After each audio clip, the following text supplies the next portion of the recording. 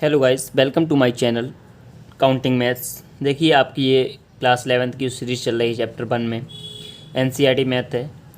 Hindi medium और English medium दोनों ही समझ सकते हैं, लेकिन मैं जो है हिंदी लैंग्वेज का प्रयोग कर रहा हूँ यहाँ पर। तो देखिए, मैंने ये वीडियो पहले बना ली थी, लेकिन बाई मिस्टेक इसमें रिकॉर्डिंग नहीं हो पाई थी आवाज़, इसलिए मैं आपको दोबारा से बना रहा हूँ। लेकिन कहीं कहीं जो सिंबल मैंने समझाने वाले बना रखे हैं वो आपको इस पेज पर दिखाई देंगे। ठीक है, तो उप समस्या के बारे में बात करेंगे हम। इससे पहले आपकी 2 एक्सरसाइज हो चुकी हैं, नहीं देखी तो उसकी लिंक जो है डिस्क्रिप्शन में मिल जाएगी, वहाँ से आप चेकआउट कर सकते हैं। ठीक है, उप समस्या इनको इंग्लिश में बोलते हैं सबसेट। ऐसा समुच्चय यानी कि यदि समुच्चय ए का प्रत्येक अवयव समुच्चय बी का भी एक अवयव है तो ए बी का उप समुच्चय कहलाता है। मतलब आपको 2 समुच्चय दिए होंगे।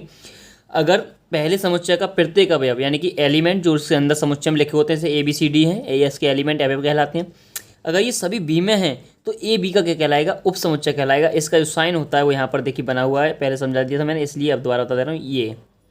ये आपका सबसेट का साइन कहलाता है। ठीक है, तो एग्जाम्पल की बात करें तो ए, देखिए यहाँ पर लिखते कैसे हैं, ए सबसेट है बी का यदि ए स्मॉल ए का एलिमेंट है, तो इसका मतलब क्या है? अर्थात एक इसका बी का भी एलिमेंट होगा। ठीक है, तो example A B C D ये समुच्चय है कोई, बी में हमारे A B C D E F G H. ठीक है, तो देखिए ए बी है, बी भी है, सी और डी, यानी कि चारों अवयव एक एक किसमें आ रहे हैं? बी में आ रहे हैं। तो ए बी का क्या कहलाएगा? उपसेट कहलाएगा, यानी कि सबसेट कहलाएगा। ठीक है, सॉरी, उप समुच्चय कहलाएगा यानी कि सबसेट कहलाएगा। ठीक है, अब बात करेंगे हम यहाँ पर वास्तविक संख्याओं के समुच्चय के उप समुच्चय। देखिए, जब मैंने इस चैप्टर की इंट्रोडक्शन वीडियो बनाई थी उसमें मैंने आपको कुछ सिंबल्स बताए थे इंपोर्टेंट, वहाँ पर एक हेडिंग डलवाई थी कि कुछ महत्वपूर्ण संकेत। अब वो उनका हम यहाँ पर यूज़ करेंगे। देखिए क्या होता है, आपको पता है कि प्राकृतिक संख्याओं का समुच्चय हमारा कैपिटल एन होता है, और वो होती क्या है हमारी? 1 2 3 4 5। ठीक है, पूर्णांकों का समुच्चय हमारा जेड होता है। जेड कौन से होते हैं हमारे पूर्णांक? माइनस इन्फाइनाइट से प्लस इन्फाइनाइट तक, यानी कि -3 -2 -1 0 1 2 3। ठीक है, परिमेय संख्याओं का समुच्चय मैंने आपको बताया कि एक्स यहाँ पर क्या शोर करता है? समुच्चय है, सभी का समुच्चय है। और जो कॉलन लगा ये क्या शोर करता है? जहाँ जहाँ एक्स क्या है? पी अपॉन क्यू के रूप में होना चाहिए। पी और क्यू क्या है यहाँ पर? जेड के एलिमेंट हैं। ये किसका साइन है? अवयव है, अवयव है का साइन है ये। और जेड मानी यानी कि आपको अभी बताया पूर्णांकों का समुच्चय। तो जेड क्या है? पी क्यू क्या है? जेड के समुच्चय यानी कि अवयव है, यानी कि पूर्णांक हैं। और यहाँ पर क्यू नॉट इक्वल 0 होना चाहिए, क्योंकि क्यू 0 हो जाएगा तो ये हमारी वैल्यू इनडिटरमिनेट हो जाएगी। तो देखिए -3 -5, -3 को -3 अपॉन 1 लिख सकते हैं, ये परमेय संख्या बन गई। -5 को -5 अपॉन 1 लिख सकते हैं, ये भी आपकी एक रेशनल नंबर परमेय संख्या बन गई। ऐसी 7/2 -3/2 ये सब कुछ लिख सकते हैं। ठीक है, तो आपका क्यू क्या होता है? हमारा परमेय संख्याओं का समुच्चय। ठीक है, आप परमेय संख्याओं का समुच्चय को हम टी से शो करते हैं, मैं पहले ही बता चुका हूँ। तो देखिए टी यहाँ पर क्या है? एक्स सभी समुच्चय, सभी संख्याओं का समुच्चय, जहाँ एक्स क्या है? Is the element of R, यानी कि आर क्या है? यहाँ पर रियल नंबर है हमारे, रियल नंबर में हमारे सभी नंबर आ जाते हैं। ठीक है, और एक्स नॉट इक्वल यानी कि not is the element of Q, यानी कि एक्स यहाँ पर क्या होना चाहिए? क्यू का अवयव नहीं होना चाहिए। मतलब ये है, जब अपरमेय संख्याओं की बात हो रही हो तो यहाँ पर जो एक्स है वो क्या होना चाहिए? परमेय संख्या नहीं होना चाहिए। मतलब आर माइनस क्यू, यानी रियल नंबर में से हम क्या कर दें? वास्तविक संख्याओं में से अगर हम परमेय संख्याओं को हम घटा देंगे या निकाल देंगे तो हमें क्या प्राप्त होंगे? अपरमेय संख्या, जैसे √3 √5 √7 √3 पाई। ठीक है, तो यहाँ पर देखिए ये तो साइन होते हैं, ये तो है सबसेट है, और ये जो साइन है क्रॉस करके दिया यहाँ पर, तो ये सबसेट नहीं है, यानी कि उपसमुच्चय नहीं है। तो यहाँ हम कुछ इंपोर्टेंट एक डिटेल बात कर लेते हैं यहाँ पर थोड़ी सी। देखिए एन क्या है? प्राकृतिक संख्याओं का समुच्चय, जेड पूर्णांकों का समुच्चय, क्यू परमेय संख्याओं का समुच्चय। तो देखिए जेड में क्या है? हमारे सभी प्राकृतिक संख्याएं आ रही हैं, 1 2 3 4 5 6। तो एन क्या हो गया? जेड का सबसेट हो गया। और जेड में देखिए क्या आ रही है? जेड में सभी पूर्णांक आ रहे हैं, क्योंकि -3 को -5 को परमेय संख्याओं के रूप में लिखा जा सकता है। तो जेड किसका? क्यू का सबसेट हो गया। अब देखिए क्यू, देखिए हमें पता है रियल नंबर में क्या हमारे अपरमेय संख्याएं भी आती हैं, परमेय संख्याएं भी आती हैं। तो अपर में उत्पर में दोनों आ गई यहाँ पर, तो इसका मतलब क्या है? Q is the subset of are.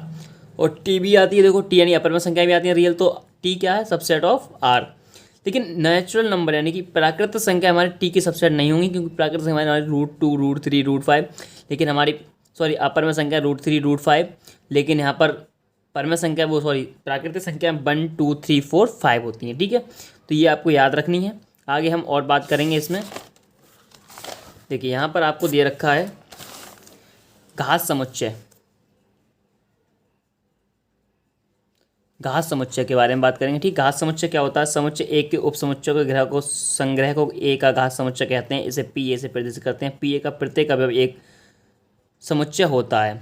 ठीक है, मतलब यहाँ पर बात करेंगे हम, एक सबसेट है हमारा, सॉरी एक सेट है ए बराबर 1 2 कोई, और घात समुच्चय पी ए से शो करते हैं। तो पी ए बराबर कितना है? देखिए 5 1 2 1 2। ठीक है, ये समुच्चय। यहाँ पर देखिए क्या समझने में आ रहा है आपको। देखिए एक कोई समुच्चय दे रखा है, ठीक है, इसका घात समुच्चय क्या होगा? इसके उप समुच्चय को लिख देना। इसका एक बिल्कुल संग्रह जो होगा हमारा ना, उप समुच्चयों के संग्रह, मतलब उप समुच्चयों का संग्रह कह सकते हैं, उप समुच्चयों का सेट कह सकते हैं। ठीक है, उप समुच्चयों का भी समुच्चय वो क्या कहलाएगा? हमारा घात समुच्चय कहलाएगा। देखिए यहाँ पर इसके मैंने बताया कि प्रत्येक जो होता है हमारा सेट का जो रिक्त समुच्चय क्या होता है? अपने आप का एक समुच्चय होता है, उप समुच्चय होता है। तो देखिए पी ए बराबर 5 5 क्या रिक्त समुच्चय, 1 फिर 2 फिर 1 2, यानी कि दोनों इनको किस में लिखेंगे? सबसेट में लिख देंगे। तो ये क्या बन जाएगा? एक घात समुच्चय बन जाएगा। ठीक है, निकालते कैसे हैं? निकालते ऐसे हैं, देखिए एलिमेंट ऑफ, यानी कि यह है अवयव हैं, कितने नंबर ऑफ एलिमेंट हैं घात समुच्चय में, तो वो निकालते हैं 2 की पावर m। यानी कि देखिए यहाँ ए में कितने अवयव हैं? 2 2 बराबर क्या है? यानी कि एन ए बराबर m, एन ए बराबर n। ए में कितने अवयव हैं? बराबर m अवयव हैं। तो 2 की पावर m यानी कि 2 की पावर m, यानी कि 2 की पावर 2 बराबर 4। तो कितने इसके घात समुच्चय होंगे? घात समुच्चय में कितने उपसमुच्चयों की संख्या होगी? 4। ठीक है, सार्वत्रिक समुच्चय वो होता है जिसमें सभी अवयव आ जाते हैं। ठीक है, सभी समुच्चय सम्मिलित हो जाते हैं। देखिए एग्जाम्पल, ए बराबर 2 4 6 8 कोई समप्राकृतिक संख्याएं हैं। बी बराबर 1 3 5 7 9 विषम प्राकृतिक संख्याएं हैं। यानी कि अगर सार्वत्रिक समुच्चय ज्ञात करना हो तो क्या होगा? वो 1 2 3 4 5 6 7 8 9 10, यानी कि प्राकृतिक संख्याओं का समुच्चय। देखिए प्राकृतिक संख्याओं हमारी सम प्राकृतिक संख्याएं, विषम प्राकृतिक संख्याएं, दोनों प्रकार की संख्याएं आती हैं। तो इसका मतलब क्या है? यू एक यूनिवर्सल सेट है, जैसे यू से प्रदर्शित करते हैं सार्वत्रिक समुच्चय को। ठीक है, इस वीडियो में इतना ही। आगे बात करेंगे हम एक्सरसाइज 1.3 की। ठीक है, तो उम्मीद है वीडियो आपको समझ में आए। कोई भी डाउट हो तो कमेंट करके पूछ सकते हैं, और चैनल को सब्सक्राइब करना ना भूलें। धन्यवाद।